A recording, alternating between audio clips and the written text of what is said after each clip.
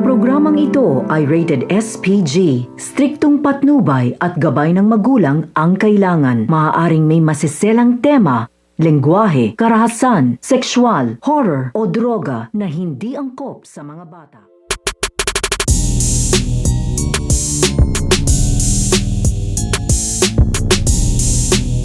Ang pagligtas na gagawin nito nga ni Carlo Dalisay dito nga sa kanyang lolo Dalpin. Dahil sa pagkakaroon nga ng malay nito nga ni Carlo Dalisay at unti-unti na nga siya ditong gumagaling, ay dito na nga siya magsasabi at magpapaalam dito nga kay Mana napupuntahan nga doon na dito ito nga daw kanyang lolo Dalpin dito nga daw sa bahay nito nga daw ni Armando upang kuhanin nga daw ito at bawiin. Dahil nalaman nga dito nito nga ni Carlo Dalisay na ito nga daw kanyang lolo Dalpin ay naiwan nga daw dito nga daw sa poder nito nga daw Armando at bihag-bihag nga daw ngayon. Kaya nag-aalala nga dito ito nga si Carlo dito nga sa kalagayan ng kanyang lolo Dalpin at naisipan na nga niya itong pagplanuhan upang puntahan nga ito nga si lolo Dalpin dito nga sa bahay nga nito nga ni Armando upang kuhanin nga ito. At sa kanyang pagpapaalam dito nga kay Romana ay sasamahan naman siya dito at ng kanilang grupo upang meron nga daw siyang kasama sa pagsugod nga daw niya dito nga daw kay Armando sa pagbawi nga niya dito nga daw sa kanyang lolo Dalpin. At sa pagdating nga nila dito nga sa bahay nga nito nga ni Armando